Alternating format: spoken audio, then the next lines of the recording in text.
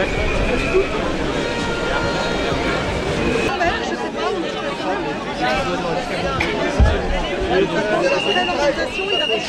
viens de mettre sur le... Je viens de... Quelle que soit leur couleur, il sera là.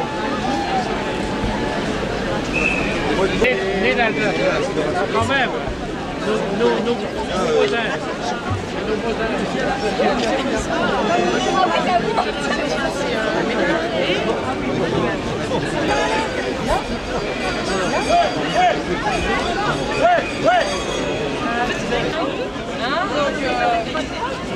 Là c'est chaud, on en parle la semaine prochaine.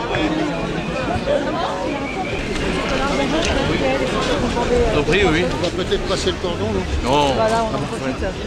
Quel est le sens de votre présence ici, monsieur Ménard?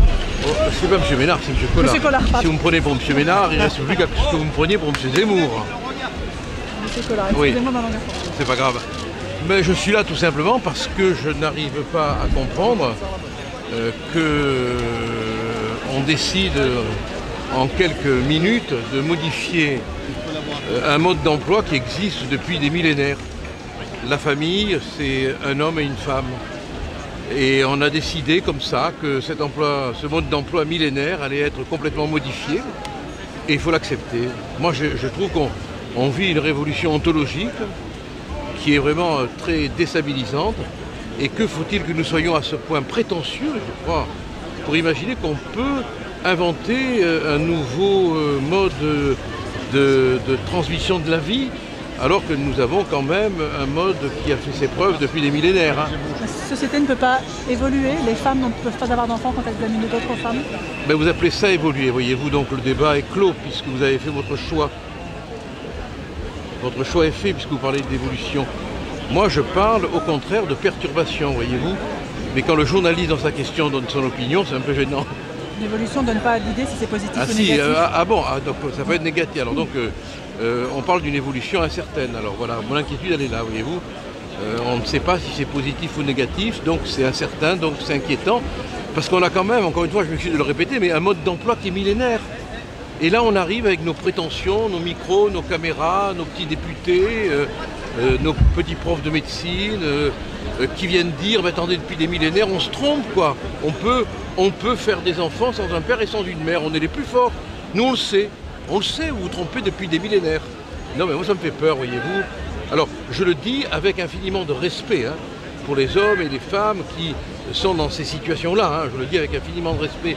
Mais je considère que c'est un chaos ontologique qui peut avoir des conséquences graves dont on mesure peut-être pas encore la portée, voyez-vous. Monsieur Collard, pourquoi manifester ici aujourd'hui?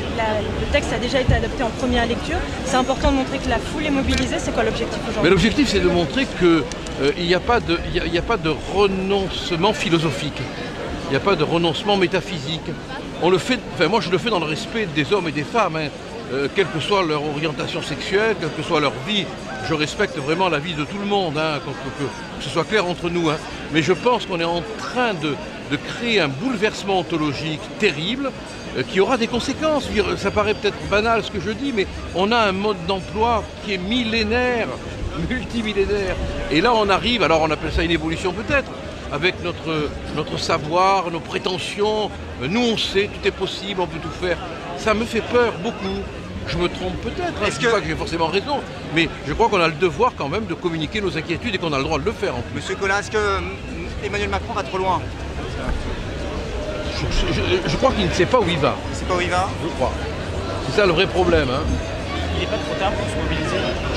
Mais il n'est jamais trop tard pour se mobiliser quand on se mobilise pour une question ontologique, métaphysique, voilà. Alors, moi j'ai des amis qui me disent je ne partage pas ton point de vue, on n'est pas d'accord. J'ai des amis homosexuels qui me disent qu'ils ont le même point de vue que moi. Il y a une diversité d'opinions dans la société française qui est très importante. Bon, on a un débat qui est tronqué quand même. Vous avez vu le nombre de députés qui ont voté. Bon, ah oui. C'est une France fatiguée. Et les états généraux alors, on s'est assis dessus? Les états généraux de la bioéthique. Oui, on s'est assis dessus complètement, comme on s'assied sur la vie de l'Académie de médecine. Donc c'est la révolution d'Emmanuel Macron là, non? C'est la révolution. Monsieur, écoutez, je vous laisse rêver, voilà. Emportez-le, mettez-le sur votre traversin et passez de beaux rêves avec lui, voilà. Monsieur Pour LC, tu vois comment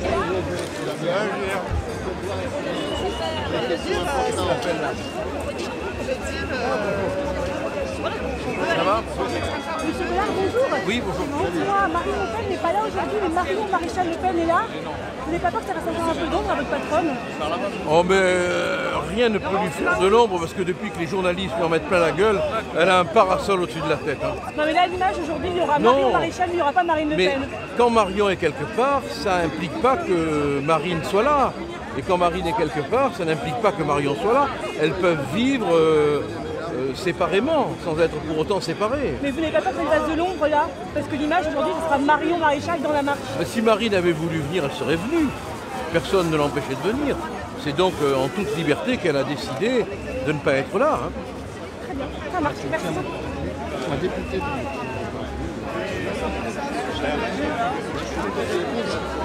À l'extérieur. Le ministre de la Santé, une révolution de notre droit de l'affiliation. Aujourd'hui, on est en train d'examiner un texte dans l'hémicycle qui prévoit que pour un certain nombre d'enfants, ils n'auront plus le droit à avoir un père. Il me semble que c'est un sujet majeur et un sujet important, suffisamment important pour qu'on vienne manifester et marcher un petit peu un dimanche sous le soleil à Paris. Alors justement, dans quelle ambiance se déroule le vote pour cette loi à l'Assemblée nationale? C'est absolument une catastrophe, c'est un déni de démocratie. Les députés non inscrits ont en tout et pour tout 1 heure de temps de parole sur la totalité du texte. Pour vous donner un exemple, moi j'ai déposé plus de 180 amendements. J'ai dû pouvoir en défendre même pas une dizaine, parce que j'ai pas le temps de les défendre de toute façon. Voilà, et tout ça est organisé par M. Ferrand et sa majorité pour faire en sorte que les débats aillent très vite et que les débats ne puissent pas avoir lieu correctement dans l'hémicycle. Alors ils nous parlent sans arrêt de débats apaisés. Les débats ne sont pas du tout apaisés puisque en fait il n'y en a pas de débat. Les seuls qui peuvent débattre sont ceux qui ont un peu plus, donc les députés qui ont des groupes, qui font partie d'un groupe qui a un peu plus de temps de parole, mais eux aussi ils sont circonscrits dans leur temps de parole, ils ne peuvent même pas non plus défendre tous leurs amendements. Donc moi je trouve ça absolument scandaleux, tellement scandaleux que j'ai saisi la conférence des présidents de l'Assemblée nationale qui évidemment ne me répond pas, et je vais saisir cette semaine le Conseil constitutionnel parce que c'est un véritable déni de démocratie. Alors puisqu'on ne peut pas s'exprimer dans l'hémicycle, on vient s'exprimer dans la rue.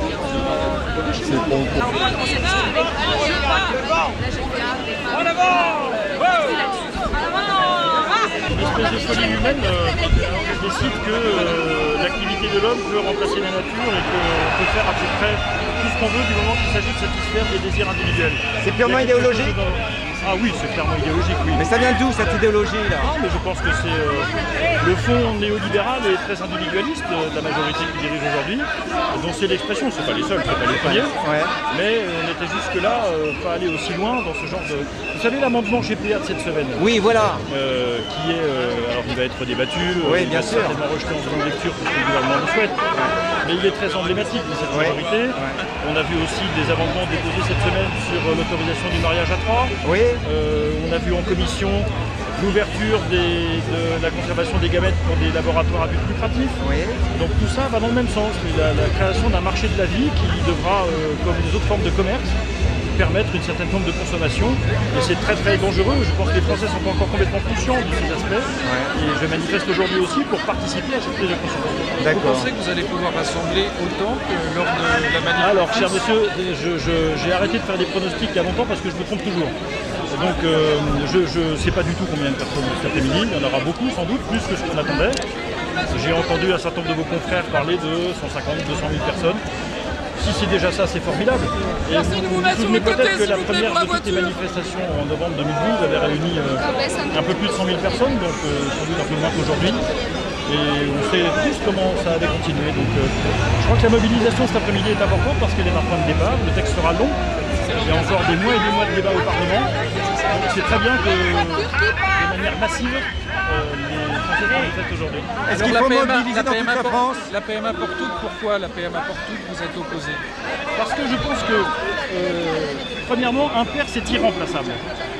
Alors bien sûr, il y a des accidents de la vie, bien sûr, il y a des familles qui subissent des drames épouvantables, mais ça c'est une chose. Le fait de dire dans l'état civil d'un enfant de supprimer son origine paternelle est quelque chose, à terme, pour l'enfant lui-même, je crois, nocif, et pour l'ensemble de la société. Vous ne pouvez pas faire comme si des personnes naissent dans une société en évacuant complètement de leur origine et de ce qui les fonde, le fait qu'elles ont malgré tout aussi une origine masculine dans leur vie et l'effacer d'un trait de plume, ça n'est pas possible. Il n'y a pas beaucoup d'élus là, vous êtes un peu seul pour l'instant. Ah bon, ça n'a aucune importance, il y a beaucoup de Françaises, c'est ça qui compte. Et la loi, elle va passer quand même? J'en sais rien. Vous savez, ce ne serait pas la première fois qu'on voit une loi qui ne va pas plus loin que l'Assemblée nationale, qui s'arrête dans la navette parlementaire. Et de toute façon, même si elle devait passer à terme, ce que personne ne sait, il est très important que dans une démocratie comme la nôtre, on dise au pouvoir exécutif qu'on n'est pas d'accord avec ce qui se passe. C'est la moindre des choses, c'est une liberté fondamentale. C'est important que le pouvoir exécutif entende qu'il y a aussi des gens qui ne sont pas d'accord avec cette vision marchande de la société qu'on nous impose à tous les étages. C'est vrai de la PMA, c'est vrai du monde économique, c'est vrai de tas de sujets sur lesquels, malheureusement, l'argent est en train de prendre le pas sur tout le reste et c'est, je pense, aussi une des raisons pour lesquelles il y a beaucoup de gens dans la rue cet après-midi. Merci à vous. Merci.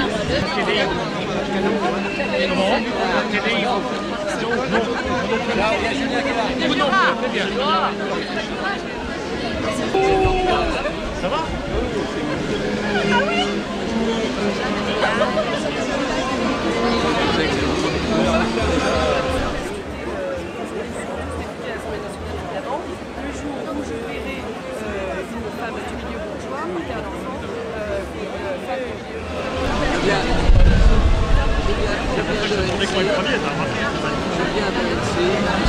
Je vous rappelle que le Premier ministre, Édouard Philippe, en 2013, disait jamais la PMA car elle nous conduirait à la GPA. À un moment donné, je crois que vous savez qu'on a le droit d'avoir des convictions diverses, mais il faut qu'on ait un débat serein et surtout honnête.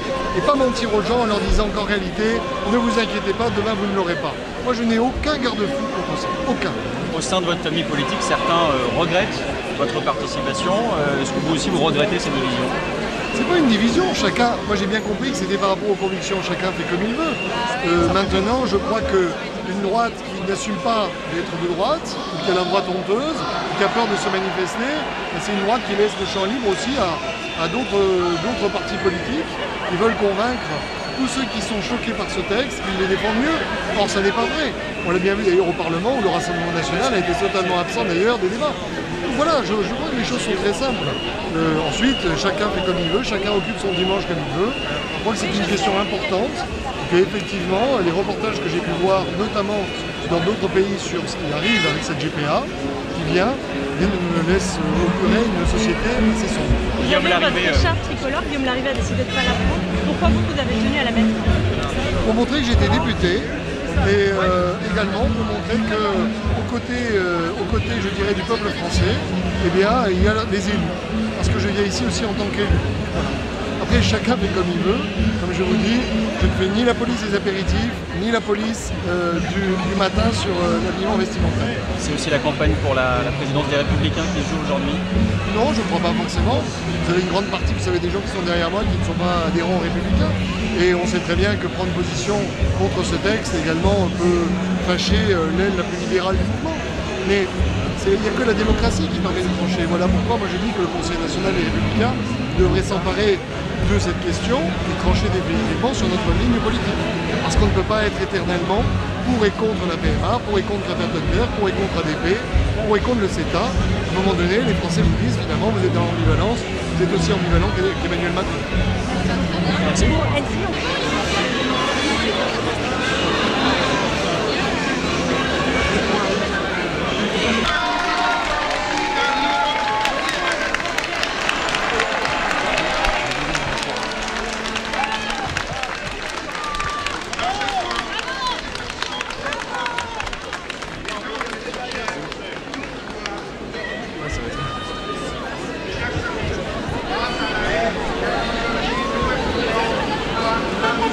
C'est possible d'être ici?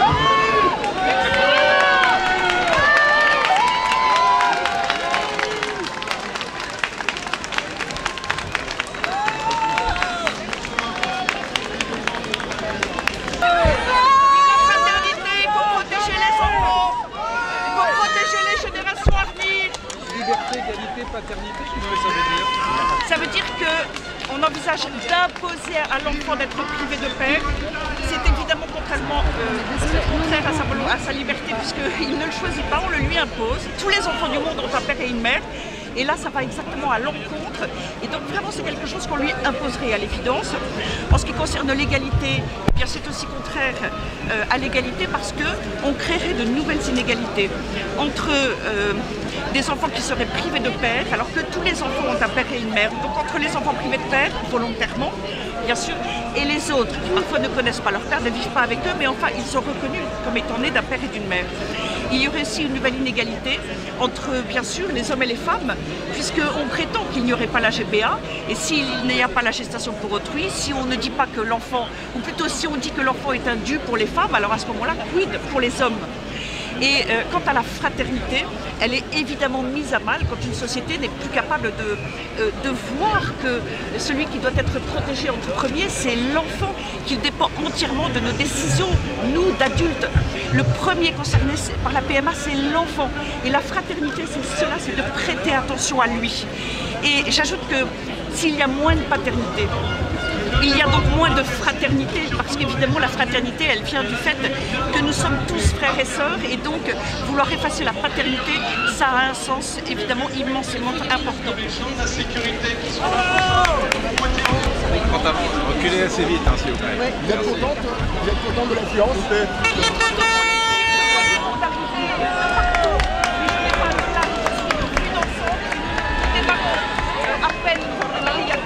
Il y a 15 secondes, recule. Est-ce que c'est pas trop tard? Vous avez pas peur que ce soit trop tard, même s'il y a du monde? Mais Agnès Buzyn a dit qu'elle visait l'adoption de la loi à l'été 2020. Nous sommes tout au début d'un long processus, très long. Rien n'est fait, rien n'est joué. Égalité, fraternité, liberté, égalité, fraternité, liberté.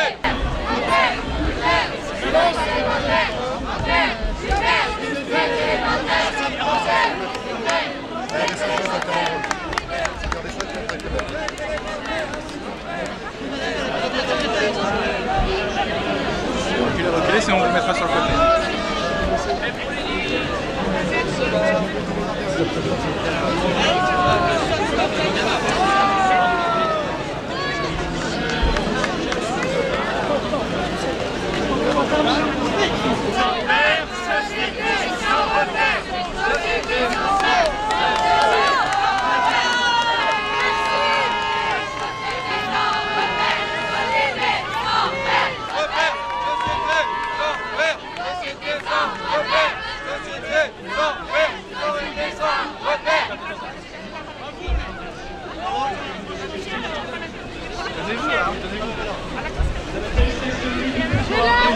C'est ça.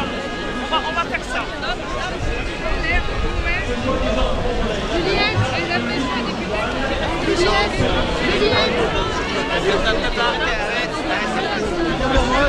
Allez, vous faites reculer à 5 mètres là. Allez. Allez, on recule, recule, recule, recule.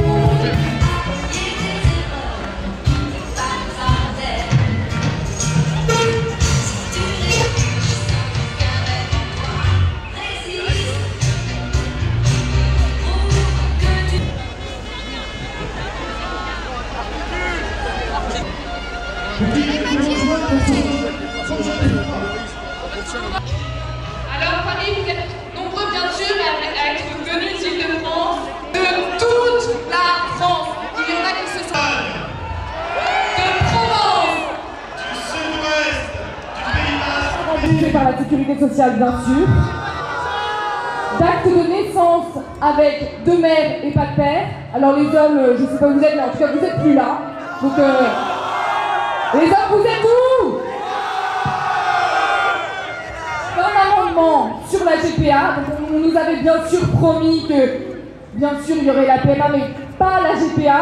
Mais en fait, c'est pas du tout ce qui va se passer. La GPA, elle est pour demain, voire pour aujourd'hui. Ensuite, les embryons transgéniques, les embryons chimériques, les embryons considérés comme des matériaux de laboratoire et les embryons qui pourraient servir de médicaments de thérapie innovantes. Alors, on a proposé aux Français des états généraux. Ce n'est pas normal. Est-ce que vous trouvez ça normal, Paris? Nous non plus. Une société sans père, société sans repère, société sans père, société sans société sans père, société sans repère, société sans père.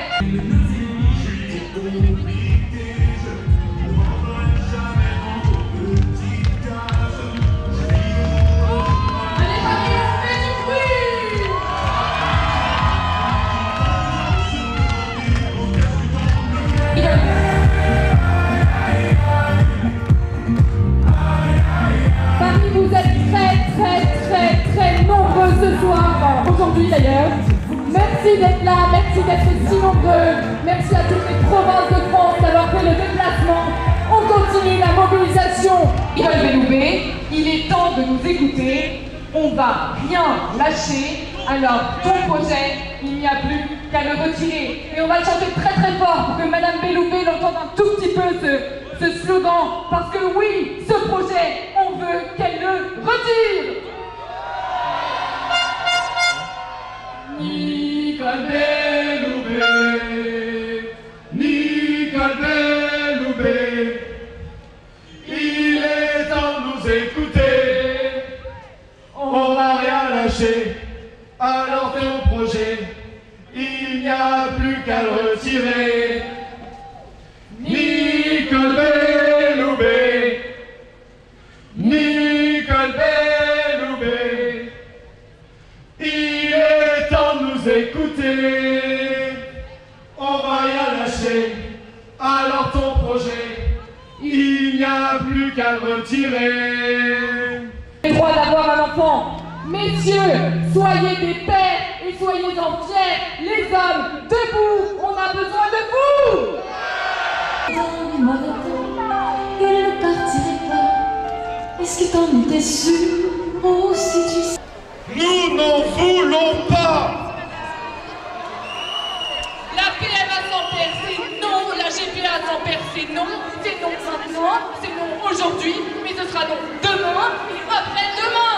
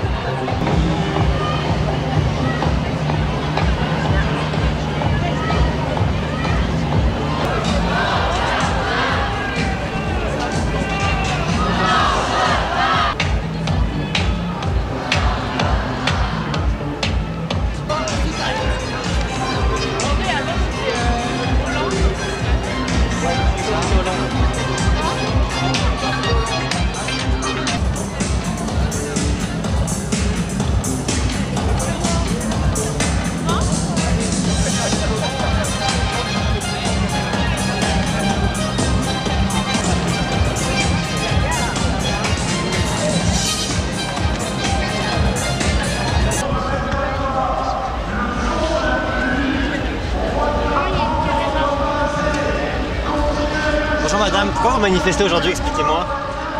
Parce que je suis contre la PMA. Bon, voilà. Pourquoi? Parce qu'à mon avis, je pense qu'un enfant doit avoir droit d'un père et d'une mère. Donc le fait, oui. Pour vous, c'est quoi le problème si un enfant a deux papas ou deux mamans? Bah, c'est pas l'équilibre. Et à mon avis, un père remplace pas une mère et une mère ne remplace pas un père. Donc ils voient un de chaque. C'est pas les mêmes mentalités, c'est pas les mêmes choses. Ça se compare pas. Pourtant, aujourd'hui, il y a des enfants qui ont deux papas et qui ont deux mamans et qui sont... Vous savez pas. Puisqu'ils n'ont connu que ça, vous savez pas. Bah, ils ont l'air heureux en tout cas. Demandez aux gens qui ont des parents divorcés comment ça se passe. Bah, moi-même, tout va bien. Bah, moi-même non. Moi non. Alors, voilà. Vous avez des parents divorcés? Et ça a influé sur votre vie? Évidemment. Évidemment. En quoi? Parce qu'à mon avis, le père ne vous voyait pas tout le temps, la mère ne vous voyait pas tout le temps, etc. Donc ça me semble que c'est un équilibre. Voilà. On peut avoir votre prénom? Pourquoi vous êtes là avec votre fille aujourd'hui, Martin? Parce que je pense qu'il faut défendre le droit de chaque enfant d'avoir un père et une mère. Pour vous, c'est un problème si un enfant n'a pas deux papas ou à deux mamans? Alors, pour moi, le problème, c'est qu'on va, avec cette loi, les enfants ne pourront même pas décider. En fait. On fait comme si avoir un enfant était un droit, alors que c'est pas un droit. Aujourd'hui, les enfants, on leur donne pas le choix d'avoir un papa et une maman, ils n'ont pas le choix non plus. Non mais,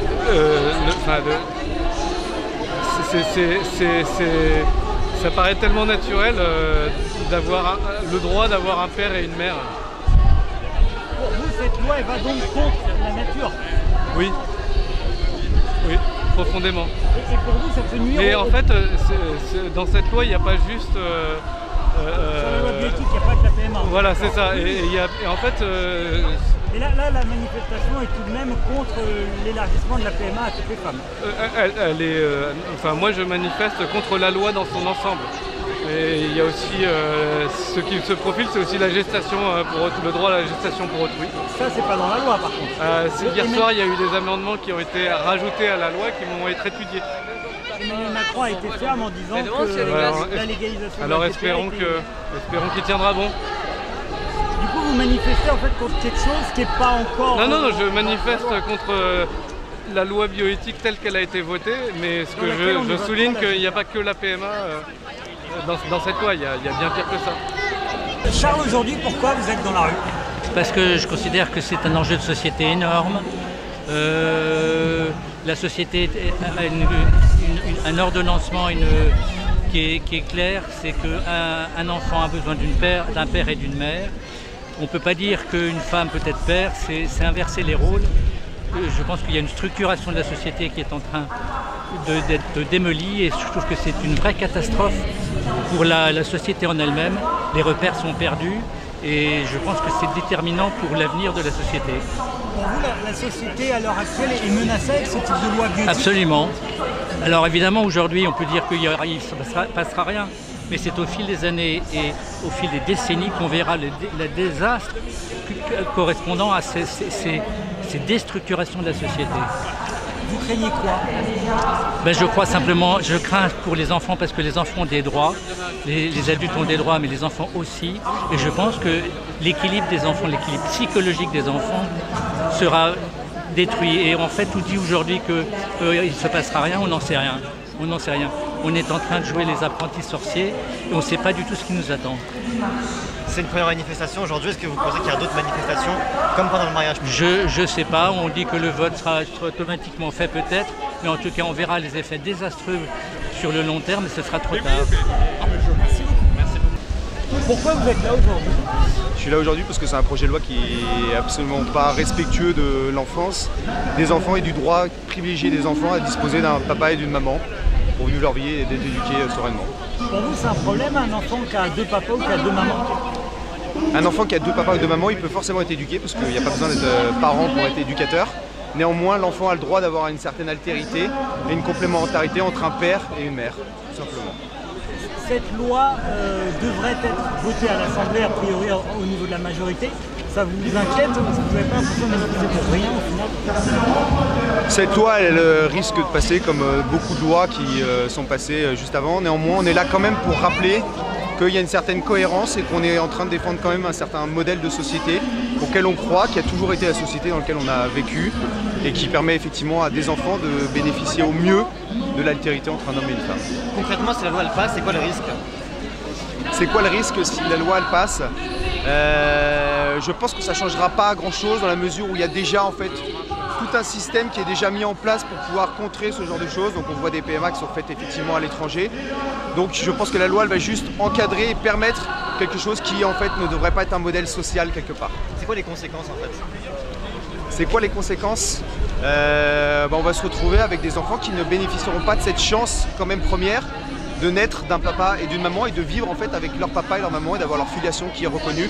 On sait quel est le traumatisme et quelle est parfois la souffrance de certains enfants qui ne connaissent pas leurs propres parents. On parle d'enfants adoptés, on parle de plein d'enfants de familles accidentées qui le reconnaissent assez simplement, tout simplement. C'est une première manifestation aujourd'hui, est-ce que vous pensez qu'il y en aura d'autres comme pendant le mariage? Je pense qu'il y aura d'autres manifestations, c'est une évidence. Parce qu'on sera là pour rappeler effectivement qu'il y a un besoin d'hommes-femmes. La société le défend avec la parité dans tous les milieux. On voit la complémentarité entre les hommes et les femmes. On sait qu'elle est importante et elle est importante dans le lieu premier qui est l'éducation pour un enfant.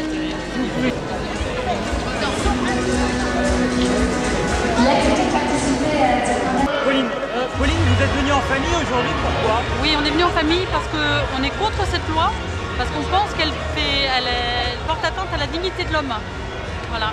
Et pour nous, ça va dans le sens de la civilisation de mort que condamnait Jean-Paul II. On est pour la vie, on est pour on est pour l'amour, on est pour la vie, pour la défense de la vie. Et on pense que les lois doivent être en faveur du bien commun et pas en faveur d'une opinion minoritaire. Voilà. Mais en quoi cette loi va contre l'amour que vous défendez? Mais pour nous, cette loi, elle détricote l'origine de la PMA qui était à des fins thérapeutiques. Et pour nous, on est arrivé au contraire de ce pourquoi la PMA avait été autorisée en fait. Voilà. Merci beaucoup. Je vous en prie. Bon après-midi. Pour nous rappeler à quel point il a été douloureux pour nous de grandir sans notre père.